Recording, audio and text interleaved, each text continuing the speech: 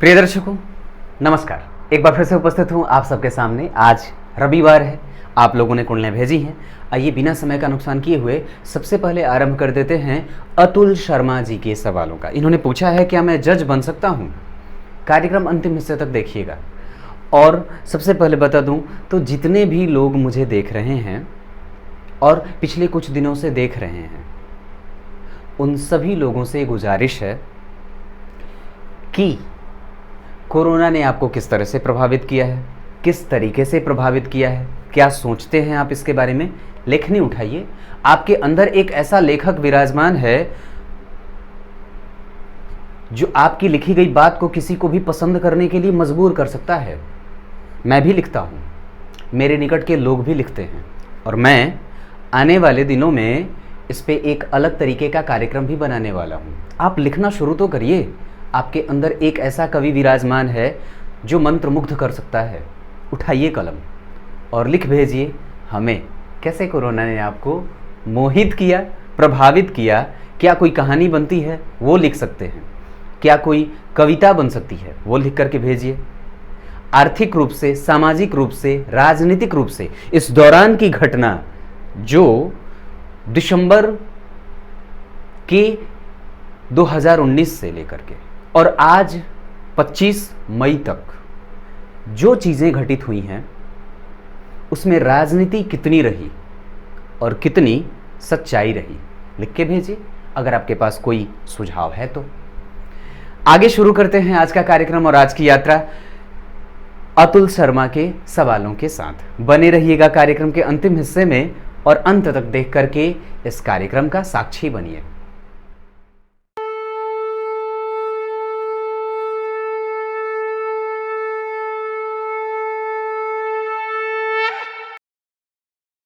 अतुल शर्मा जी ने पूछा है क्या मैं जज बन सकता हूं?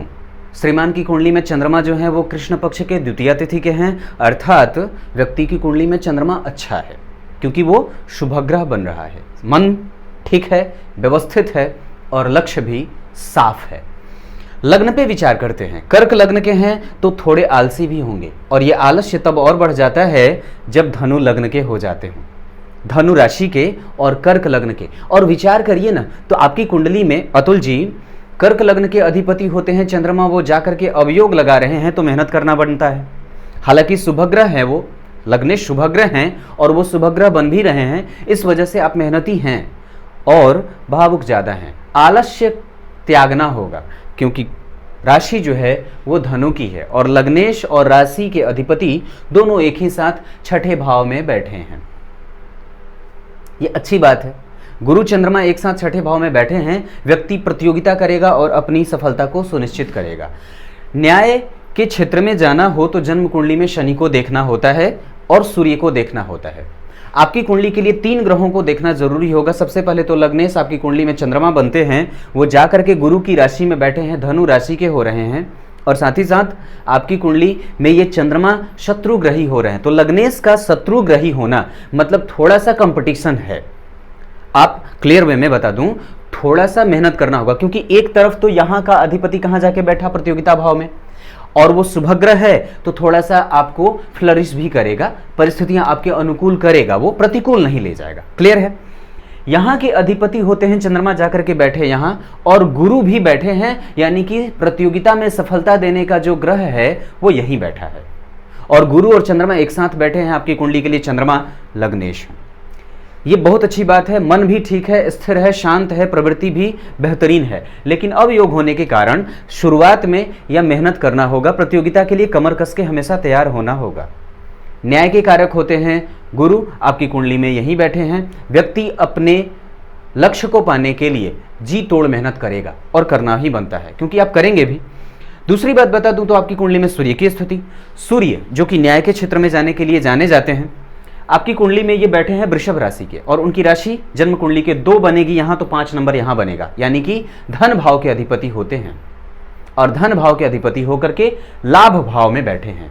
सूर्य का लाभ भाव में जाना ना अतुल जी अच्छा होता है, लेकिन वो जो राशि है वो भूमि तत्व की राशि है, और भूमि तत्व की राशि में जब सूर्य बैठ जाएंगे तो विचार करिए वो उनके शत्रु होते हैं। लेकिन तात्कालिक मित्रता में ये सूर्य जो हैं, क्योंकि शुक्र से वो मित्रता में ही जा रहे हैं, क्योंकि वो अगले ही भाव में शुक्र बैठे हैं, लाभ भाव के अधिपति होकर के व्यय भाव में, इस वजह से, और वो भूमि तत्व की राशि, तो एक तो शत्रुग्रही होना, तात्कालिक मित्रता में समता का संबंध बना तो थोड़ा पॉजिटिव आया, लेकिन वो जो राशि है वो भूमि तत्व की राशि है, इस वजह से लाभ जो होगा वो एस्टेब्लिशमेंट के साथ मिलेगा, धीरे धीरे मिलेगा। और यहां से सूर्य बैठ करके जन्म कुंडली के ज्ञान भाव को देखेंगे तो ये अच्छी बात है। यहाँ पे वृश्चिक राशि बनेगी, यहाँ का अधिपति मंगल आपकी कुंडली में जाकर के 10वें स्थान में बैठा है। मंगल आपकी कुंडली में कारक होते हैं और वो बन रहे हैं बहुत अच्छी स्थिति में, वो बुध के साथ बैठे हैं। वाणी का काम है, आप कर सकते हैं। जन्म कुंडली आपकी अच्छी बन रही है, कर्क लग्न श्रेष्ठ होता है, क्योंकि केंद्र के चारों घरों में ही उच्च के ग्रह और उच्च की राशियों का निर्माण होता है। कर्क लग्न में गुरु उच्च के, यहाँ पे बन जाती है 7 नंबर की राशि, तो यहाँ पे स्वयं शुक्र उच्च के, तो शनि उच्च के हो जाते हैं, यहाँ मंगल उच्च के और यहाँ पे सूर्य उच्च के। तो चारों केंद्र जो होते हैं वो क्रमशः उच्च के घर हो जाते हैं। और शनि तो आपकी कुंडली में वैसे भी भाग्य भाव में बैठे हैं, बस ये थोड़े से मारक होते हैं, तो थोड़ा बाधा भी देंगे और मेहनत करना होगा, मेहनत करिए। और वैसे भी ये जो क्षेत्र है वो मेहनत के लिए ही जाना जाता है, कई स्टेप और कई चीज़ों को पार करते हुए आपको इस क्षेत्र में जाना होता है। बशर्ते आपकी कुंडली में योग की अगर बात करूं तो जन्म काल में आपके ऊपर से केतु की महादशा चल रही थी, और दशमांश कुंडली में केतु जो है आपकी कुंडली में बैठे हैं चतुर्थ स्थान में यहाँ, और वो जन्म कुंडली के 10वें स्थान को देख रहे हैं। राहु केतु की स्थिति ठीक है, आप चाहें तो बन सकते हैं, क्योंकि शनि भी वहां पे दशमांश कुंडली में अपने ही राशि के हो रहे हैं 12वें भाव में, कुंभ राशि के, तो ये ठीक है, क्योंकि वहां से वो जन्म कुंडली के यहाँ देखेंगे प्रतियोगिता भाव को, ये ठीक है। क्योंकि अब जब स्थिति की चर्चा करता हूं तो यहाँ पे शनि का देखना अच्छा माना जाता है। बाकी शुक्र बैठे हैं और केतु के साथ, ये ठीक है स्थितियां। जन्म कुंडली के 10वें भाव में 9 नंबर लिखा है और वहां राहु स्वयं बैठे हैं। 9 नंबर की राशि के अधिपति होते हैं गुरु, और वो सूर्य के साथ यहाँ बैठे हैं, ये बहुत अच्छी बात है। आप जाइए, तैयारी करिए, निश्चित रूप से सफलता मिलने के चांस है। अभी आपकी कुंडली में सूर्य की महादशा चल रही है, जो कि थोड़ा कमजोर है, कारण क्योंकि वो जन्म कुंडली के द्वितीय भाव के अधिपति, द्वितीय भाव मारक भाव होता है, और यहाँ के अधिपति, हालांकि इस कुंडली के लिए सूर्य अच्छा फल करेंगे, लेकिन यहाँ के अधिपति होकर के जाकर के जन्म कुंडली के लाभ भाव में एक स्थिर राशि में बैठे हैं, इस वजह से उनको बहुत ज्यादा बल थोड़ा कम मिलता दिख रहा है। और वो अवस्था के हिसाब से भी कुमार के हैं, डिग्री के हिसाब से वो 19 अंश के हैं, और वो राशि जो है वो सम संख्या की, इस वजह से कुमार अवस्था में होने के कारण थोड़े कमजोर हो रहे हैं। सूर्य को प्रतिदिन जल दिया करिए ना, और हनुमान चालीसा का पाठ किया करिए, जरूर लाभ हो जाएगा। थोड़ा सा गणेश जी के मंत्रों का जप किया करिए, ये 3 काम करिए। आप विद्यार्थी हैं, जवान हैं, आप अभी तो 96 के हैं, जब मैं खुद को समझता हूं तब तो आप मुझसे छोटे ही हैं। अगली कुंडली पे आते हैं। अगली कुंडली जसवंत ताओ जी की है, ये नाभा पंजाब से हैं। इन्होंने पूछा है कि कर्ज में हूं, कब तक मुक्ति मिल जाएगी। 2 दिसंबर 1994 सुबह 7:04, नाभा पंजाब से ये कुंडली है। श्रीमान, सबसे पहले तो ये बता दूं, जब भी कर्ज की बात हो तो चंद्रमा को सबसे पहले देख लेना चाहिए। आपकी कुंडली में वो कृष्ण पक्ष के चतुर्दशी के हैं, वो किधर बढ़ रहे हैं, अमावस्या की तरफ, यानी कि परेशान करने वाले, मन को परेशान और ऋण के लिए, तो चंद्रमा को जरूर से जरूर ही देखना चाहिए। आपकी कुंडली में वृश्चिक लग्न की कुंडली बनती है, लग्न में ही चंद्रमा, गुरु और बुध और शुक्र, ये सूर्य, ये सारे ग्रह यहाँ विराज रहे हैं। वृश्चिक लग्न की कुंडली में मंगल आपकी कुंडली में जा रहे हैं, जन्म कुंडली में यहाँ पे सूर्य की राशि में, मित्र की राशि में गए। लग्नेश का 10वें स्थान में जाना व्यक्ति शुरू से ही कार्मिक होता है, और आपने जैसा कि बताया है कि आप आरंभ से ही विदेश में रहे हैं, क्योंकि जन्म कुंडली में यहाँ पे 7 नंबर लिखा है, और यहाँ पे शुक्र के साथ राहु हैं, विदेश भाव का अधिपति, विदेश में आरंभ से ही आपको कई देशों की यात्रा कराया, वो तो जन्म कुंडली में दिखता है। एक बात ये दिखी कि व्यक्ति जीवन पर्यंत बाहर रहना चाहे तो रह सकता है। दूसरी बात कि कर्ज की समस्या क्यों हुई, तो उसके पीछे हम चंद्रमा को देखते हैं तो चंद्रमा कमजोर पड़ रहे हैं। अब उसके बाद स्थितियों को समझिए। तो आपकी कुंडली में मंगल जो कि ऋण भाव के अधिपति होते हैं, और ऋण की जब चर्चा करेंगे तो सबसे पहले धन को भी देखना होगा और लाभ को भी देखना होगा। तो विचार करिए, आपकी कुंडली में जब यहाँ 8 नंबर लिखेगा तो यहाँ 9 नंबर लिखेगा, और धन भाव के अधिपति आपकी कुंडली में बैठे हैं लग्न में। कहने को तो आपको लोग ये कह देंगे कि आपकी कुंडली में महाधनी योग लगा है, तो व्यक्ति धन तो कमाएगा निस्संदेह, लेकिन अब उसके सूक्ष्म अध्ययन पे आइए। तो गुरु जो बैठे हैं वो अनुराधा नक्षत्र में बैठे हैं। अनुराधा नक्षत्र के अधिपति कौन होते हैं आपकी कुंडली के लिए? शनि, जो कि आपकी कुंडली के लिए यहाँ के अधिपति होते हैं, और यहाँ के वृश्चिक लग्न की कुंडली के लिए शनि कारक नहीं होते हैं, और धनेश जो है आपकी कुंडली में शनि के ही नक्षत्र में बैठे हैं, नक्षत्र का अधिपति इस कुंडली के लिए बहुत अच्छा फलदायी नहीं होता है, वो मारक होता है। साथ ही साथ मारक नहीं, ये कमजोर भाव है ना, और यहाँ पे उनकी मूल त्रिकोण राशि बनती है और वहीं बैठे हैं। लेकिन विचार करिए तो आपकी कुंडली में शनि की जो स्थिति है वो शतभिखा नक्षत्र में बैठे हैं, राहु के नक्षत्र में, युवा होकर के।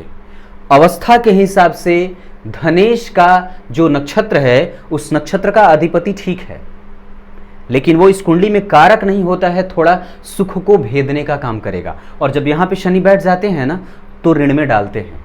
और दूसरी बात है कि व्यक्ति को जीवन में सफलता के लिए थोड़ा सा भागना दौड़ना पड़ता है और मेहनत ज़्यादा करना पड़ता है, उत्तरार्ध जीवन का थोड़ा कष्टप्रद बीतता है।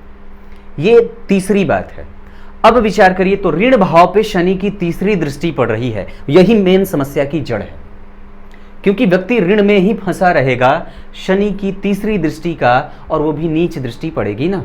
जब 8 नंबर यहां लिखेगा तो यहां क्या लिखेगा? 1 नंबर, 8, 9, 10, 11, 12, 1। यहाँ पे 1 नंबर लिखेगा।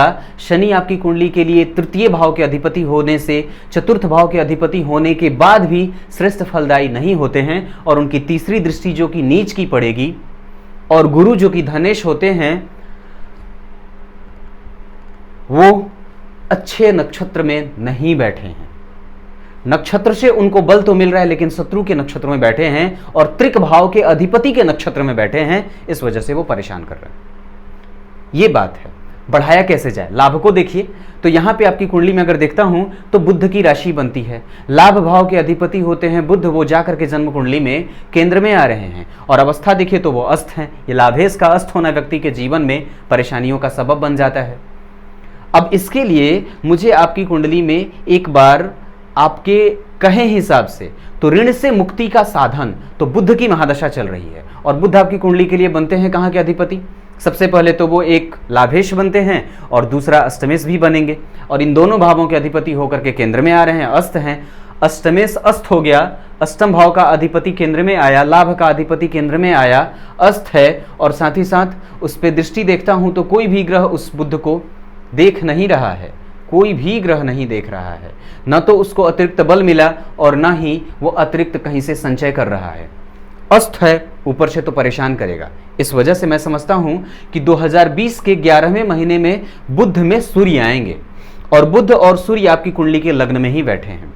अभी जो स्थिति है वो बुध में, आप वस्तुतः जो परेशानी का कारण बना है वो 2014 से ही है, मतलब 5 से 6 साल से आपको ये बुध परेशान कर रहा है, क्योंकि वास्तव में वो अष्टमेश और लाभेश होकर के अस्त स्थिति में केंद्र में बैठ रहे हैं, लग्न में बैठ रहे हैं।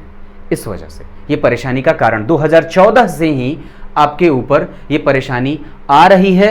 अब उबरने वाले हैं, क्योंकि सूर्य दशमेश होते हैं, वो जाकर के लग्न में कारक होते हैं, बुध के साथ बैठे हैं, गुरु के साथ बैठे हैं, और साथ ही साथ चंद्रमा भी है। तो चंद्रमा को तो दोष लगा हुआ है अमावस्या का, वो तो पक्का, क्योंकि वो बढ़ रहे हैं धीरे धीरे पापक ग्रह की तरफ, और पापक होंगे भी वैसे भी, लेकिन फिर वो फल भी कर रहे हैं। साथ ही साथ अब बुध में सूर्य की बात करता हूं तो बुध लाभेश और दशमेश, लाभेश में दशमेश का अंतर एक जगह पे जाकर के अच्छा फल करेगा, दोनों एक साथ है, आय बढ़ेगी।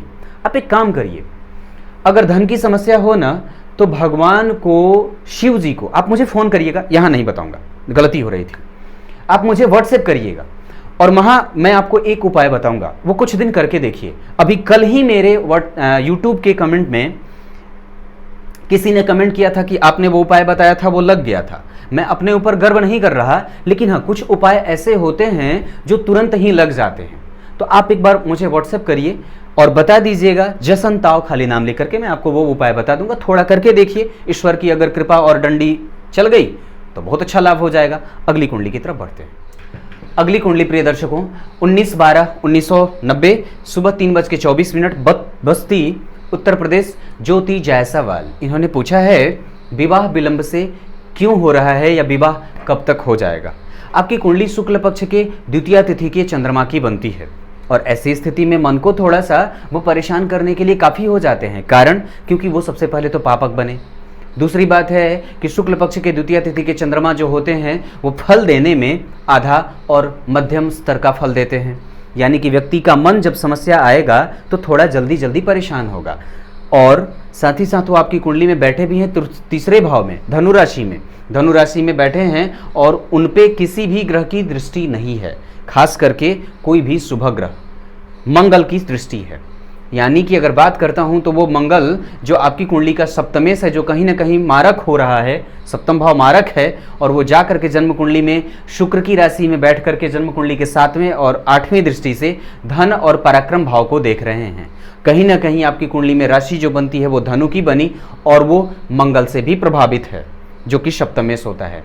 इस वजह से वो थोड़ा मंगल आपकी कुंडली में वक्री हो रहे हैं और वक्री होकर के वो सप्तम भाव का भी फल करेंगे, इस वजह से वो थोड़े से कमजोर। सबसे पहले बता दूं, मंगल अष्टम भाव में सप्तमेश होकर के बैठे हैं, विवाह मिला करके करिएगा, नहीं तो विवाह के बाद पति और पत्नी में से किसी एक का स्वास्थ्य थोड़ा कमजोर रहता है, तो विवाह मिला करके करना है। अभी आपकी कुंडली में महादशा जो चल रही है वो मंगल की चल रही है। अब विचार करिएगा तो आपकी कुंडली में अगर वर्तमान स्थितियों को देखता हूं तो मंगल अभी भी आपकी कुंडली में मकर राशि से ही गोचर कर रहे हैं, मकर राशि से हैं और वो आपकी कुंडली के लिए वक्री भी होते हैं। अभी आपकी कुंडली में जो मंगल बैठे हैं वो यहाँ बैठे हैं, वक्री हैं, इस वजह से वो कहीं ना कहीं पिछले भाव का फल करेंगे। सप्तमेश आपकी कुंडली में अच्छे राशि से जा रहे हैं, वो कुंभ राशि में हैं, गोचर में मंगल अभी कुंभ राशि में है और गुरु मकर में है। गुरु का गोचर तो आपके राशि से थोड़ा अच्छा नहीं जा रहा है, लेकिन मंगल का गोचर अच्छा जा रहा है, लग्न से भी और राशि से भी स्थितियां बन रही हैं। अगर विवाह के लिए प्रयास करना चाहते हैं तो कर लीजिए। अभी आपकी कुंडली में सप्तमेश की महादशा चल रही है और सप्तमेश में आपकी कुंडली में लाभेश का अंतर है, यानी कि सप्तम भाव के अधिपति मंगल और लाभ भाव के अधिपति बने सूर्य। ये दोनों आपकी कुंडली में मंगल और सूर्य की बात करते हैं तो ये दोनों एक दूसरे से दृष्ट हैं और शनि की तीसरी दृष्टि जन्म कुंडली के ऋण भाव पे, 7वीं दृष्टि यहां और 10वीं दृष्टि 7, 8, 9, 10 लग्न पे पड़ रही है।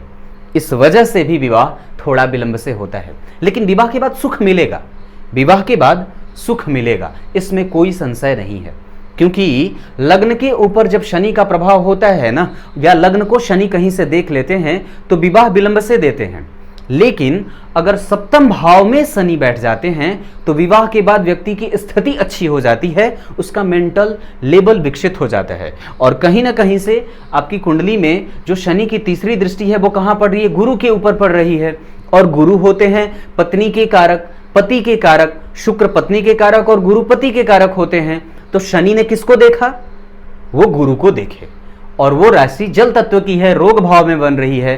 तो गुरु की एक राशि जन्म कुंडली के रोग भाव में बनने के कारण, और साथ ही साथ उनकी दूसरी राशि जो है वो त्रिक भाव में बनी, यानी कि यहां और यहां, तो शनि से दृष्ट हो जाने के कारण विवाह के जो कराने वाले ग्रह हैं वो थोड़े कमजोर और मंद गति से चल रहे हैं। हालांकि आपकी कुंडली के लिए शनि कारक होंगे क्योंकि वो चतुर्थ और पंचम के अधिपति होते हैं, लेकिन फिर भी वो आपकी कुंडली में राहु के साथ बैठे हैं। स्थिति जो है वो शनि की, राहु और शनि की एक साथ है, और वो उनकी दृष्टि जो है वो आपकी कुंडली में पति के कारक ग्रह पे पड़ रही है। 7वीं दृष्टि यहां और लग्न पे पड़ने के कारण कहीं ना कहीं विवाह के विलंब के कारण बन रहे हैं। मंगल की महादशा चल रही है, आपकी कुंडली के लिए मंगल सप्तमेश होते हैं, लेकिन वो कमजोर हो रहे हैं क्योंकि शत्रुग्रही होकर के बैठे हैं, अष्टम भाव में बैठे हैं। विवाह मिला करके करिएगा बाबू, नहीं तो बड़ी मुश्किल हो जाएगी। अब विचार करते हैं कि बनेगा कब। मंगल में चंद्रमा भी आने वाले हैं आपकी कुंडली के लिए, ये भी विवाह कराएंगे, और हालांकि वो 6ठे 8वें के संबंध में है तो थोड़े कम, लेकिन मंगल में सूर्य कराएंगे, ये दोनों एक साथ बैठे हैं। अब उसके बाद बात करता हूं तो अगले ही भाव में तो राहु की महादशा चल रही है, जो कि आपकी कुंडली में सम राशि के मृतप्राय हैं, ये थोड़े कमजोर हो रहे हैं। विवाह होगा, मंगल हैं एक्टिव, वो देंगे जरूर, थोड़े विलंब से ही सही, लेकिन विवाह कराएंगे। आप कुछ उपाय कर लिया करिए, गुरु के मंत्रों का जप, या फिर सप्तमेश बिगड़े हुए हैं, सप्तमेश बिगड़े हैं, इस वजह से सप्तमेश की आराधना करिए। नवमांश कुंडली में भी देखता हूं तो आपकी कुंडली में सप्तम भाव में बुध की राशि बनी, वो जा रहे हैं ऋण भाव में, यहां नवमांश में 6 नंबर लिखा है, गौर करिएगा, और यहां के अधिपति होकर के बुध आपकी कुंडली में यहां गए, ये भी कारण है विवाह विलंब होने का। ठीक है। दूसरी बात है कि नवमांश में गुरु जो है वो अपनी राशि के हो रहे हैं, और कहीं ना कहीं से एक तरीके से उनकी कहीं से भी कोई दृष्टि सप्तम भाव पे नहीं पड़ रही है और न ही लग्न पे पड़ रही है, ये कारण है। गुरु को मनाना होगा, मंगल को मनाना होगा। थोड़ा सा हनुमान जी की पूजा किया करिए ना, उनके सामने पगड़ी उठा करके बोलिए उनसे, जरूर सुन लेंगे वो। हनुमान चालीसा का संकल्प लेकर के विवाह के लिए, या फिर देव गुरु बृहस्पति का संकल्प लेकर के केले के पत्ते का आसन बना करके और गुरुवार के गुरुवार भगवान का प्रथम दर्शन पीले रंग के वस्त्र के साथ ही करें और पीले रंग के आसन पे बैठ करके ऊपर पीले रंग की चुंदरी ओढ़ करके भगवान का आराधना, और भगवान की आराधना जरूरी है। ये करके देखिए, लाभ हो जाएगा। अगली कुंडली की तरफ आगे बढ़ते हैं। अगली कुंडली प्रिय दर्शकों राजपूत सूरज सिंह की है, वडोदरा गुजरात से। इन्होंने पूछा है 6 अक्टूबर 1999 0:02 यानी कि रात्रि में वो समय था। नौकरी के योग हैं?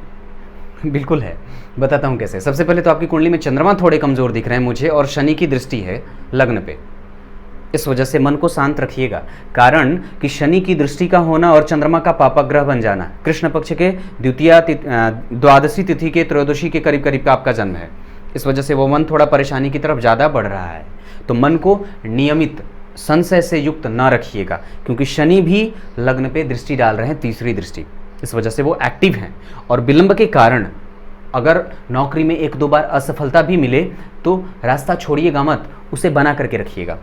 विचार करते हैं कि नौकरी का योग है क्यों? क्योंकि सूर्य आपकी कुंडली में सिंह राशि के होते हैं, चंद्रमा जो हैं वो सिंह राशि के होते हैं, और वहां पे वो बनते हैं शुक्र के साथ बैठे हैं। 2-2 शुभग्रह जन्म कुंडली के पराक्रम भाव में अगर कर दिए तो बहुत आसानी से फल मिलने का चांस है, क्योंकि सूर्य की आपकी स्थिति यहाँ पे बुध की राशि में बैठे हैं और वो 10वें स्थान को देख रहे हैं, गुरु की राशि को। गुरु की राशि जन्म कुंडली में यहाँ बनेगी, और यहाँ के अधिपति होकर के गुरु आपकी कुंडली के लाभ भाव में बैठे हैं, और वो बैठे किसके साथ हैं? शनि के साथ। गुरु नीच के शनि के साथ बैठे हैं, इस वजह से लाभ थोड़ा प्रभावित हो रहा है, क्योंकि नीच का शनि, जब कोई भी ग्रह जिस भी भाव में नीच का होकर के बैठा हो तो वो उस भाव को जरूर प्रभावित करता है। तो इस वजह से वो लग्न को भी प्रभावित करेगा, विलंब देगा, और कई बार मानसिकता थोड़ी कमजोर कर देता है। तो अपनी संगति को सुधारिएगा। सिंह लग्न के हैं आप, सिंह राशि के हैं और मिथुन लग्न के हैं, तो अपनी जो संगति है उस पर ध्यान देने की आवश्यकता है। और गुरु 10वें भाव के अधिपति होकर के लाभ से संबंध बना रहे, ये ठीक है। भाग्य का सहयोग तो भाग्येश नीच के हैं, ये थोड़ा मुझे कमजोर और परेशान कर रहा है। वास्तव में देखता हूं तो शनि और बुध, शनि के ऊपर बुध की दृष्टि है, जो कि यहाँ पे 7 नंबर की राशि बनी, और यहाँ के अधिपति होकर के शुक्र आपकी कुंडली में जा करके बैठे हैं। कहाँ?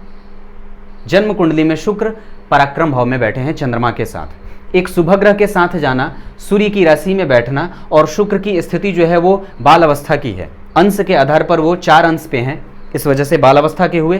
तो इसके ऊपर नीच के शनि का पड़ना, नीच की शनि की दृष्टि यहां पड़ेगी। और बुध आपकी कुंडली में लग्नेश होते हैं, बुध लग्नेश व पंचम भाव में बैठे तो व्यक्ति का ज्ञान तो अच्छा है, व्यक्ति तार्किक है, बुद्धिमान है, श्रेष्ठ मति बुद्धि का है, क्योंकि वो अस्त नहीं है, अति मित्र की राशि में बैठेंगे। क्योंकि यहाँ पे अगर देखता हूँ तो एक अच्छी राशि का निर्माण होना जन्म कुंडली में, ये सारी चीजें ठीक बन रही हैं। अब उसके बाद अब नौकरी के लिए तो गवर्नमेंट सेक्टर के लिए तो आपके पास बिल्कुल अच्छी स्थिति है, क्योंकि सूर्य की राशि से हैं आप, सिंह राशि के लोग गवर्नमेंट सेक्टर में जाते हैं। ऊपर से गुरु यहाँ के अधिपति होकर के लाभ भाव में बैठे, ये ठीक है। लग्नेश का पंचम भाव में जाना, यहाँ ये स्थिति बेहतर कर रहे हैं। बुध चंद्रमा और शुक्र का जन्म कुंडली में यहाँ बैठ करके भाग्य को देखना, जिससे भाग्य को अतिरिक्त बल मिल रहा है। जो भाग्येश आपके अस्त हुए उसको चंद्रमा और शुक्र ने अतिरिक्त बल दिया, क्योंकि ज्ञान का बल मिल रहा है ना, ज्ञानेश का भाग्य को देखना पराक्रम भाव में बैठ करके, ये बहुत अच्छी स्थिति है। चंद्रमा थोड़े कमजोर नहीं होते तो मन को भटकाने का काम नहीं करते, लेकिन वास्तव में देखता हूं तो आपकी कुंडली में चंद्रमा धनेश होकर के पराक्रम में बैठे हैं, धन आएगा। क्योंकि धन का अधिपति अगर हम उसको केंद्र बनाते हैं तो लाभ, धन जो धन का अधिपति है वो वास्तव में धन का ही संबंध बना रहा है। इस वजह से चंद्रमा की स्थिति ठीक है। आपकी राशि सिंह की है, इस वजह से मेहनत करिए, आलस्य मत लाइए। और जीवन में एक बात बता दूं तो मिथुन लग्न के लोग तो तीव्रगामी होते हैं, जल्दी जल्दी एक पैर पे चलने वाले होते हैं, लेकिन नियंत्रण रखिएगा अपनी भावनाओं पे, और कभी भी किसी का लाभ मत लीजिएगा। और दूसरी बात है, किसी का लाभ उठाने से पहले और उसकी परिस्थिति को जरूर समझ लीजिएगा। मिथुन लग्न वालों पे मुझे बड़ा कम भरोसा होता है। कई बार तो लोग मुझे खुद कह देते हैं कि आपकी क्या दुश्मनी है मिथुन लग्न वालों से। ऐसी कोई बात नहीं है, लेकिन हाँ, मैंने मिथुन लग्न को बहुत नज़दीक से परखा है। अब आगे अगली कुंडली की तरफ बढ़ते हैं। महादशा में आपकी कुंडली में शुक्र की महादशा चल रही है, जो कि आपकी कुंडली के लिए बनते हैं जन्म कुंडली के ज्ञानेश, यहाँ के अधिपति और जाकर के तृतीय एकादशवें के संबंध में है। ये ठीक है, अच्छा समय चल रहा है, परेशान नहीं होना है। आप किसी भी दिन देवी दुर्गा का या प्रत्येक दिन हो सके तो उनके माथे पे जाकर के फूल अर्पित करिए, उनके चरणों में जाकर के लाल फूल अर्पित किया करिए और माथा झुका करके प्रणाम करिए। इससे ज़्यादा बेहतर उपाय आपके लिए कुछ भी नहीं हो सकता है शायद। अब आगे अगली कुंडली की तरफ बढ़ते हैं। अगली कुंडली पूर्णिमा सोनी, पूजा सोनी के नाम से है, बीकानेर राजस्थान, 13 मई 2003, 13:30। अपने जीवन की समस्याओं के बारे में और धन के बारे में इनका सवाल है। आपकी कुंडली के लिए पंचांग देखने की तो कोई आवश्यकता ही नहीं है, और मैं समझता हूँ कि पंचांग भी अगर देखूँ तो सबसे पहले एक बार लग्न को ही देखना समझूंगा, क्योंकि सिंह लग्न की कुंडली और लग्नेश उच्च के भाग्य भाव में, यहाँ 5 नंबर लिखा, लग्नेश बनते हैं सूर्य, जाकर के उच्च के हो रहे हैं भाग्य भाव में बुध के साथ, और साथ ही साथ शुक्र के साथ, 3 ग्रह एक साथ जन्म कुंडली के भाग्य भाव में। ये बहुत श्रेष्ठ स्थिति है, क्योंकि अगले ही घर में शुक्र की राशि पड़ रही है 2 नंबर। बुध जो बैठे हैं वो लग्नेश के साथ होकर के अस्त होते हुए भी बेहतरीन फल करेंगे, और मंगल के उच्च की दृष्टि के कारण भाग्य और लग्न को तीव्र बल मिलता दिख रहा है, क्योंकि छठे भाव के अधिपति होते हैं मंगल सिंह लग्न की कुंडली के लिए, लेकिन बुध कारक नहीं होते हैं। बुध और शुक्र आपकी कुंडली के लिए अकारक होते हैं, तो भाग्य में जाकर के फिर भी वो अच्छा फल करेंगे, क्योंकि वास्तव में आपकी कुंडली के वो लाभेश और धनेश होते हैं। बुध और शुक्र लग्नेश के साथ बैठे हैं, उच्च के लग्नेश के साथ, इस वजह से उनकी भी स्थिति कहीं ना कहीं लाभ में जाएगी। बहती गंगा में वो भी हाथ ढोएंगे और अच्छे तरीके से, क्योंकि मंगल की दृष्टि भी है। ऋण भाव में उच्च के मंगल का बैठना ये व्यक्ति के जीवन में आने वाले तमाम प्रकार की परेशानियों से निजात दिलाने वाले और शत्रु पे विजय प्राप्त करने वाले होते हैं। अकेले बैठ करके भी व्यक्ति बिना शस्त्र चलाए अपने दुश्मनों को मारता है, ये बात है। ऊपर से गुरु की दृष्टि, अब विचार करिए, यहाँ उच्च का मंगल और गुरु की दृष्टि, तो कहाँ, यहाँ पे गुरु जो बैठे हैं आपकी कुंडली में, अगर यहाँ पे देखता हूँ तो 10 नंबर लिखा है, तो यहाँ 10 नंबर लिखेगा, तो यहाँ गुरु जो बैठेंगे तो 4 नंबर, तो उच्च के गुरु की उच्च के मंगल के ऊपर दृष्टि। आप समझ नहीं रहे हैं आप क्या हैं, खुद को पहचानिए, जीवन बड़ा बेहतर है। अब मैं थोड़ा सा यहाँ पे चंद्रमा को देख लूँ कि आप मन से कितने मजबूत हैं। तो चंद्रमा के लिए जब विचार करता हूँ तो आपकी कुंडली में ये चंद्रमा बनते हैं शुक्ल पक्ष के द्वादशी तिथि के, अर्थात ये भी बढ़िया, क्या अद्भुत संयोग है कि जन्म कुंडली में शुक्ल पक्ष के द्वादशी तिथि के चंद्रमा पूर्ण रूप से शुभग्रह होते हैं। मतलब मन भी बिल्कुल वेल स्टैब्लिश है, उसमें कहीं से भी कोई भटकाव नहीं है। उत्तरायण का जन्म होना, मंगलवार के जन्म है तो थोड़े क्रोधित भी हैं आप, क्योंकि उच्च के मंगल हैं तो उनका प्रभाव तो जरूर रहता होगा, क्योंकि वो लग्न को देखेंगे। यहाँ मंगल उच्च के हैं, 7वीं दृष्टि यहाँ पड़ी 8वीं लग्न पे, तो कहीं ना कहीं व्यक्ति के अंदर उग्रता है। अपने क्रोध को संयमित करिए, उससे नियमित करिए और मजबूत करिए अपने आप को। उच्च के सूर्य हैं, उच्च के ही मंगल और उच्च के ही गुरु, क्या कुंडली अद्भुत है, बहुत अच्छी बात है। राहु केतु की स्थिति भी बहुत श्रेष्ठ है। आप कोई सवाल पूछते तो मुझे उसका उत्तर हाँ में ही देना होता, क्योंकि नवमांश में भी देख रहा हूँ तो गुरु यहाँ बैठ रहे हैं शुक्र के साथ, और ये बहुत शनि के साथ, यहाँ पे शनि के साथ गुरु बैठे हैं, ये बहुत अच्छी बात है। गुरु यहाँ पे आ रहे हैं नवमांश में, छठे भाव में। ये सारी स्थितियां आपकी कुंडली के लिए बेहतरीन है।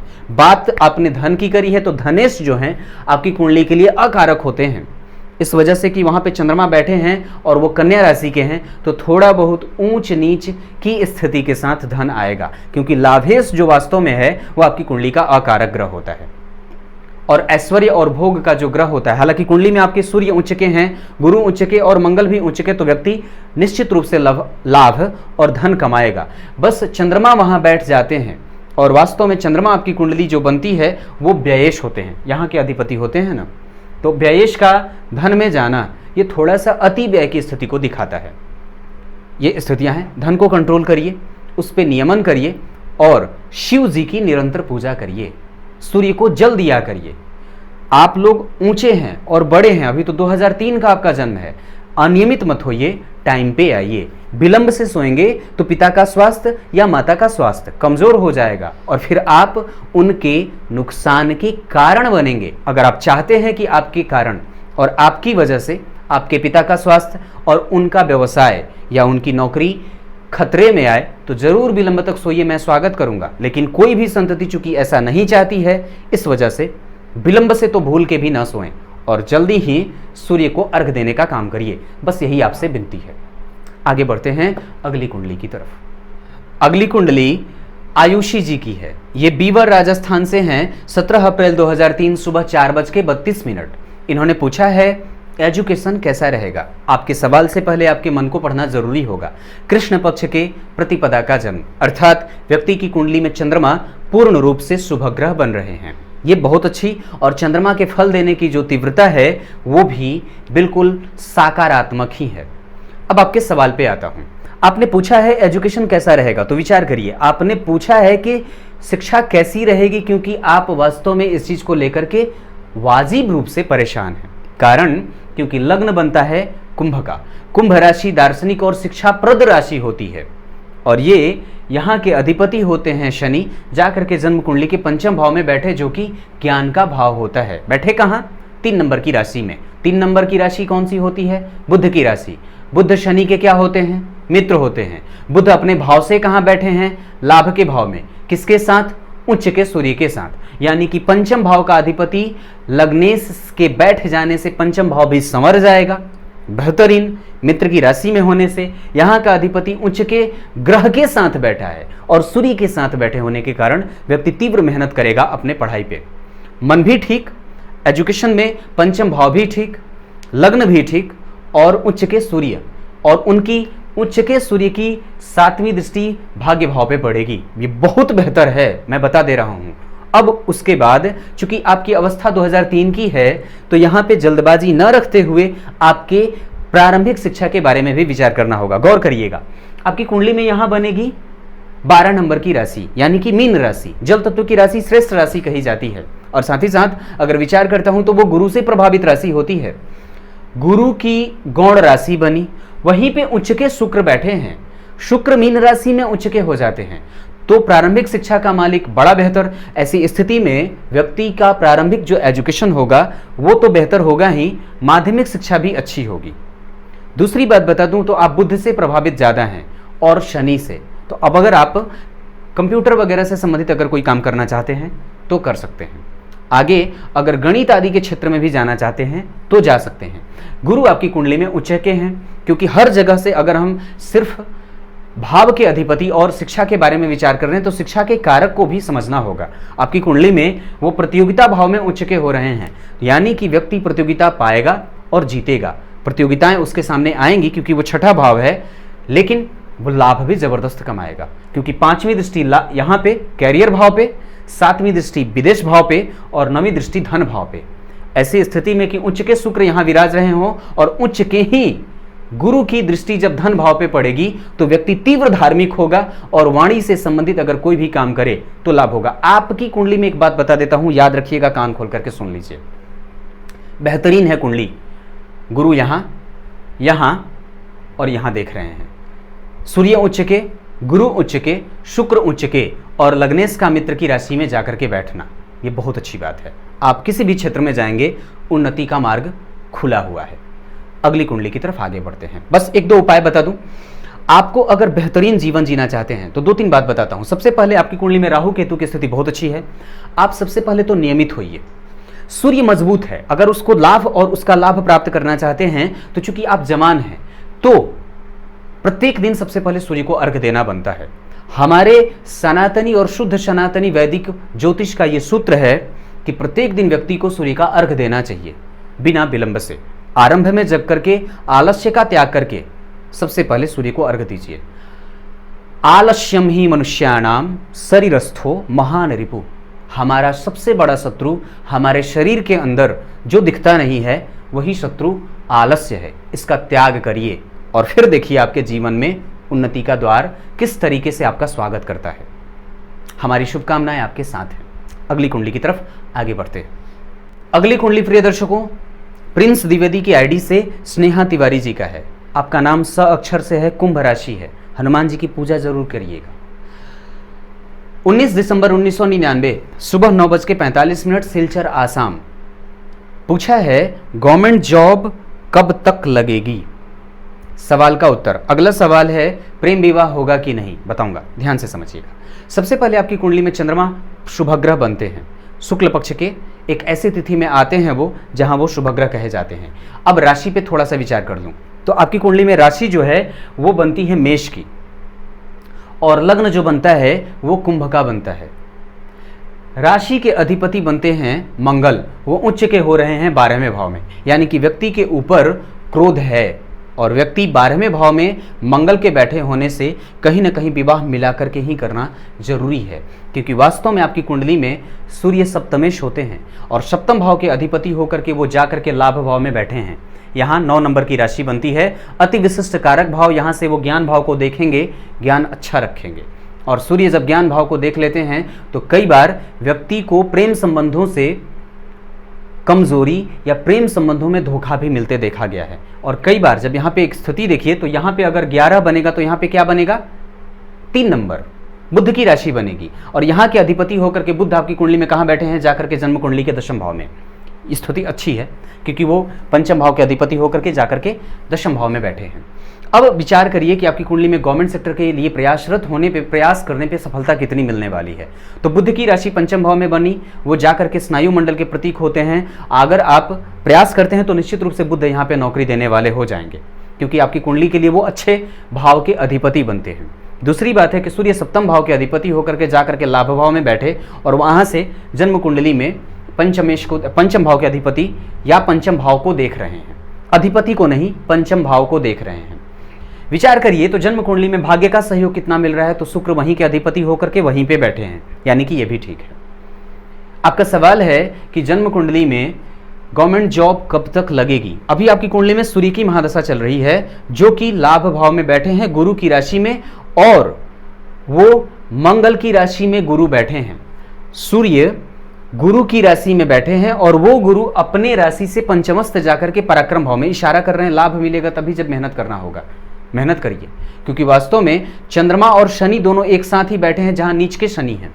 यहां नीच का शनि बैठा है तो पराक्रम से हीन हैं आप, और मति बुद्धि क्षीण हो रही है, भटक रही है, क्योंकि कारण में अभी शनि की 7.5 से हैं आप। इस पर विचार करना होगा, क्योंकि वास्तव में देखता हूं तो आपकी कुंडली में उस 5वें भाव पे एक सूर्य की दृष्टि है, और साथ ही साथ कोई भी और ग्रह देख नहीं रहा है। विवाह के बारे में आपने पूछा है तो बुध और चंद्रमा का संबंध, बुध और सूर्य का संबंध नहीं बन रहा है, तो बहुत अच्छा तो नहीं है। अगर किसी से प्रेम करते हैं तो थोड़ा संभल के करिएगा, क्योंकि सूर्य की दृष्टि है। हालांकि वहां का अधिपति किसी जलने के भाव में बैठा है, इस वजह से उसकी स्थिति कमजोर हो रही है।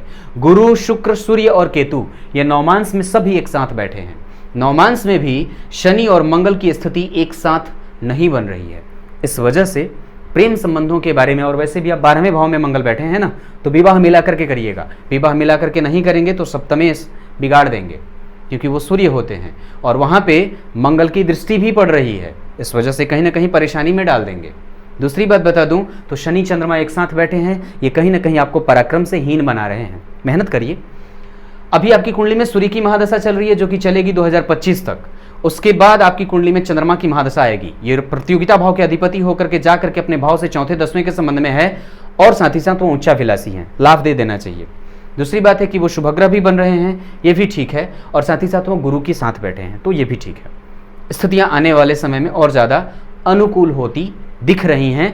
मेहनत पे भरोसा, और साथ ही साथ प्रत्येक दिन 3 बार हनुमान चालीसा का पाठ, सुबह दोपहर शाम नहीं, सुबह में ही लाल रंग का वस्त्र धारण करके पूरब दिशा की ओर मुंह करके लाल रंग के दीपक का तिल तेल को डुबा करके अर्घ प्रदान करिए। शिव जी को जल भी अर्पित कर सकते हैं। शनि के हनुमान चालीसा का पाठ प्रत्येक दिन 3 बार किया करिए। दीपक जलाइए तिल तेल का। ये 3 काम आपको कर लेना चाहिए। अगर नौकरी के लिए प्रयासरत हैं तो सबसे पहले माता पिता का सम्मान करिए और गलत लोगों के संपर्क में आने से बचिए। हो सकता है वो आपका लाभ न ले लें, कारण क्योंकि शुक्र अपने भाव का अधिपति होकर के अपने ही भाव में बैठा है, अपने भाव से षडाष्टक में जा रहा है। तो सुख का संबंध लाभ से तो बना, लेकिन फिर भी सुख भाव पे अगर देख रहा हूं तो किसी भी ग्रह की दृष्टि न पड़ने के कारण वो भाव थोड़ा खाली खाली महसूस कर रहा है।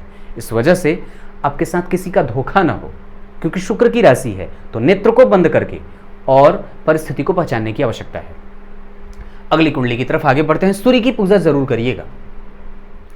अगली कुंडली विशाल तिवारी जी की है। यह है सिलचर असम से। पिछली कुंडली भी सिलचर असम से ही थी, ये भी है। 20 फरवरी 1993 14:25 सिलचर असम। इन्होंने पूछा है नौकरी और विवाह के बारे में।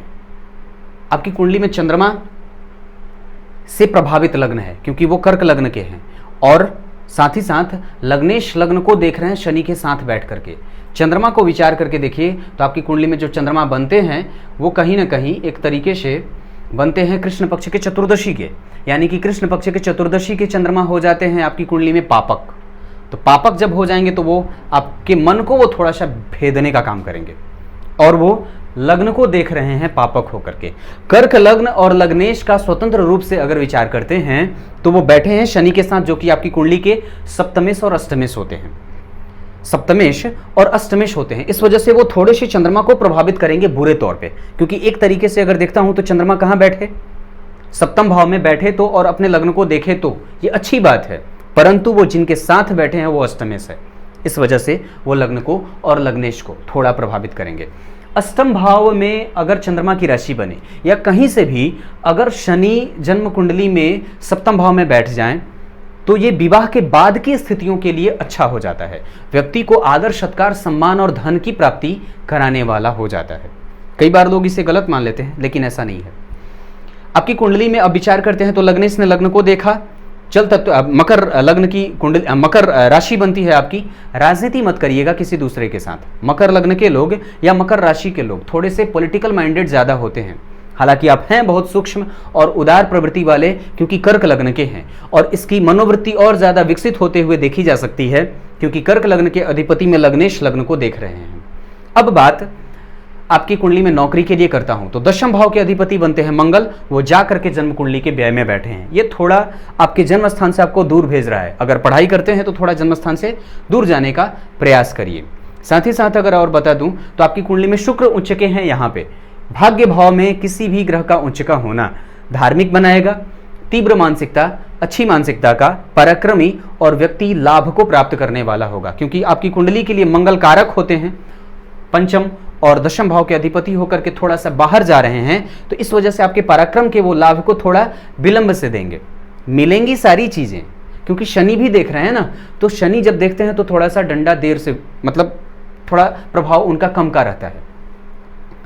इस वजह से वो थोड़े से प्रभाव से हीन हो जाते हैं। और कारण कि आपकी कुंडली में गुरु जो बैठे हैं वो यहाँ बैठे हैं, किसकी राशि में, सूर्य की राशि में बैठे हैं, नहीं कन्या की राशि में बैठे हैं, बुध की राशि में। और वो बुध आपकी कुंडली में एक तरीके से देखता हूं तो व्ययेश भी है, यानी कि यहाँ के भाव का अधिपति और यहाँ के भाव का अधिपति हो करके बुध की राशि में गुरु बैठे हैं। ये थोड़े कमजोर कहे जाएंगे क्योंकि वास्तव में वो अच्छे नहीं हैं। बुध की राशि में गुरु बैठते हैं तो कभी कभी कमजोर से दिख जाते हैं, अति शत्रु की राशि में बैठे हैं ना, इस वजह से। और साथ ही साथ अगर विचार करता हूं तो नौकरी, तो अभी आपकी कुंडली में गुरु की महादशा चल रही है जो कि बहुत अच्छे नहीं है। अति शत्रु की राशि में बैठा होना और साथ ही साथ नक्षत्र जो है वो चंद्रमा का है, वो चंद्रमा आपकी कुंडली में शनि से प्रेषित हो रहा है, प्रभावित हो रहा है, इस वजह से मन को परेशान करने वाले। और गुरु आपकी कुंडली में वैसे भी स्वतंत्र रूप से देखता हूं तो प्रतियोगिता भाव के अधिपति और कारक होते हैं गुरु, लेकिन वो कमजोर हैं, फिर भी वो फल करेंगे थोड़े विलंब से। गुरु में शनि चल रहे हैं 2019 के चौथे महीने से, और ये चलेंगे 2021 के 10वें महीने तक। उसके बाद गुरु में बुध आ जाएंगे 2021 के 10वें महीने में। तो गुरु से बुध का जो संबंध बन रहा है वो षडाष्टक का बन रहा है। इस वजह से मैं समझता हूं कि गुरु में शनि, तो ये एक दूसरे से नवम पंचम में है। 2021 के 10वें महीने से पहले अगर आप, हालांकि आप 93 के हैं, अगर कोई अवस्था इधर नौकरी वगैरह की बन रही हो तो बिल्कुल ले लेना चाहिए, क्योंकि गुरु आपकी कुंडली के यहाँ के अधिपति, प्रतियोगिता भाव का अधिपति अगर अति शत्रु की राशि में बैठ जाए तो थोड़ा विलंब देता है और कहीं ना कहीं मेहनत के फल को वो कमजोर करता है। लेकिन महादशा और अंतरदशा का ग्रह एक दूसरे के साथ नवम पंचम के संबंध में, इस वजह से ये अच्छा भी होता है। गुरु शनि को देख रहे हैं, गुरु से शनि, शनि से गुरु या गुरु से शनि का संबंध जो है वो नवम पंचम का बन रहा है, ये अच्छा माना जाता है। थोड़ा विलंब होगा ये मैं मानता हूं, क्योंकि शनि की दृष्टि जो है लग्न पे पड़ रही है। मैं समझता हूं कि इस विलंब से बचने के लिए आपको प्रत्येक दिन हनुमान चालीसा का पाठ करना चाहिए। कर्क लग्न और मकर राशि के हैं, मकर राशि के ऊपर से भी शनि की 7.5 गुजर रही है। प्रत्येक दिन हनुमान चालीसा का 3 बार पाठ, या लगातार 54 दिन तक 3 बार हनुमान चालीसा का पाठ किया करिए, ये बड़ा लाभ करेगा। अगली कुंडली की तरफ आगे बढ़ते हैं। आपकी कुंडली में नौकरी का योग है क्योंकि मंगल की राशि बनी, मंगल थोड़े से बाहर जा रहे हैं। सूर्य आपकी कुंडली में शनि की राशि में बैठे हैं यहाँ पे, और बुध के साथ ये थोड़े प्रतियोगिता को देने वाले होंगे, लेकिन चीजें थोड़ी आसानी से नहीं मिलती हैं क्योंकि शनि की दृष्टि और साथ ही साथ सूर्य जो बैठे हैं वो अष्टम भाव में बैठे हैं। हालांकि सूर्य और चंद्रमा को अष्टम का दोष नहीं लगता है, परंतु फिर भी वो भाव है, प्रभावित जरूर करेगा। मैं इससे मना नहीं कर सकता खुद को कहने के लिए। अब अगली कुंडली की तरफ आगे बढ़ते हैं।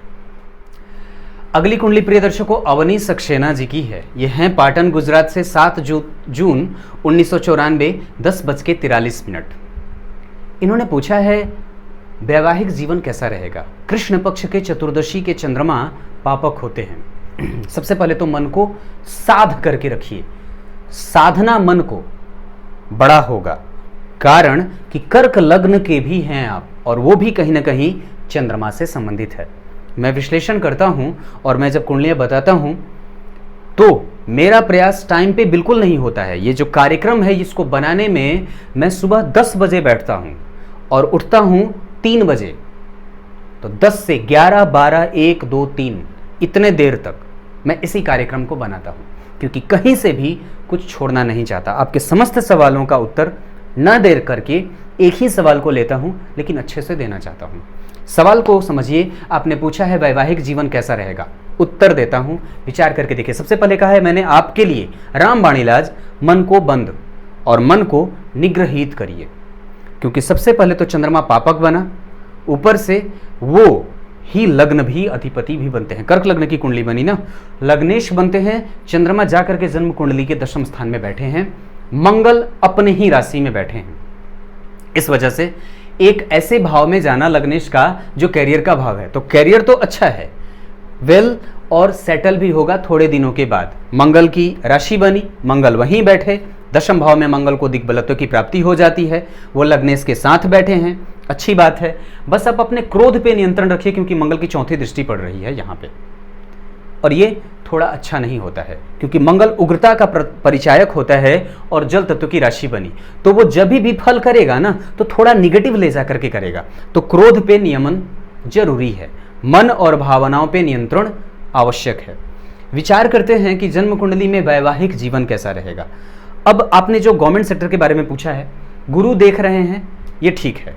हालांकि वो शुक्र की राशि में बैठे हैं और शुक्र आपकी कुंडली में जाकर के जन्म कुंडली के 12वें भाव में, जहां पे उनको कारकत्व की प्राप्ति होती है, कारकत्व नहीं, वहां पे वो जाकर के प्रसन्न हो जाते हैं, अच्छा होता है। बुध के साथ बैठे हैं और साथ ही साथ वो सूर्य से अगले भाव में बैठे हैं, तो ये एक तरीके का योग बन जाता है। तो सूर्य से अगले भाव में बुध और शुक्र का बैठना, ये बेहतरीन योग जो कि व्यक्ति को नौकरी, पद प्रतिष्ठा, ऐश्वर्य, गौरव और शत्रुओं पे विजेता प्राप्त करने वाला बना देता है। आपकी कुंडली की सर्वश्रेष्ठ स्थिति सूर्य का 81वें भाव में जाना, और साथ ही साथ वो एक तरीके से शुक्र की राशि में बैठे हैं, तो इस वजह से थोड़े से निगेटिव जा रहे हैं क्योंकि वो केतु के साथ बैठे हैं और राहु से दृष्ट हो रहे हैं। तो राहु केतु के साथ जब सूर्य का संबंध बनता है तो थोड़ा सा आत्मविश्वास, मन को, धार्मिकता को, चंचलता को, महत्वाकांक्षा को थोड़ा सा ठेस पहुंचा देते हैं। हालांकि धन की जब बात करता हूं तो धन भाव के लिए यहाँ के सूर्य अच्छे होते हैं क्योंकि वो जीवन पर्यंत आपको धन की कमी नहीं होने देते हैं। और वैसे भी आप हैं कर्क लग्न के और सिंह लग्न के, सिंह राशि के अधिपति जाकर के धनेश लाभ भाव में बैठे हैं, लेकिन पृथ्वी तत्व की राशि में और अग्नि तत्व का ग्रह जब बैठ जाता है तो थोड़ा सा परेशान करता है क्योंकि तत्व में दोनों में विषमता हो जाती है। अब बात आपके दूसरे सवाल पे कि विवाह कैसा रहेगा। गौर फरमाइएगा, आपकी कुंडली में यहाँ की स्थिति यहां बनती है जन्म कुंडली में 10 नंबर की राशि, यहां और यहां के अधिपति होकर के शनि जाकर के जन्म कुंडली में बैठे कहां, अष्टम भाव में। सप्तमेश का अष्टम में जाना स्वास्थ्य को कमजोर और विवाह के बाद परेशानियों को देने वाला होता है। इस वजह से विवाह मिला करके करिएगा, कारण क्योंकि 10वें भाव में मंगल बैठ करके जन्म कुंडली के 7वीं दृष्टि से आपके सुख भाव को देख रहे हैं, जहां पे गुरु बैठे हैं अति शत्रु की राशि में, शुक्र की राशि, शुक्र उनके शत्रु होते हैं। इस वजह से कहीं ना कहीं गुरु यहाँ पे केंद्र में बैठे होने के बाद भी थोड़े से भाव से प्रभावित हो रहे हैं निगेटिवली, और मंगल की दृष्टि, इस वजह से इसको समझना होगा। बाद में सप्तम भाव के अधिपति जाकर के अष्टम में बैठे और साथ ही साथ शुक्र जो कि आपकी कुंडली के लिए दाम्पत्य के कारक और पति और पत्नी के कारक होते हैं, वो 12वें में जा रहे हैं, लाभ भाव के अधिपति होकर के व्यय भाव में।